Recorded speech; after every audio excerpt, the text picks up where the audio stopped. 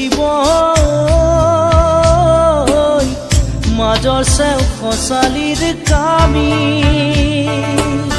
চাৰিজন মানুহে কান্ধত তুলি নিব চাৰিজন মানুহে কান্ধত তুলি নিব নৈৰ ঘাটলে বুলি মোৰ মনাই ঐ নৈৰ ঘাটলে বুলি দেহৰ ভৰসা নাই বুজিছানে নাই দেহৰ ভৰসা নাই বুজিছানে নাই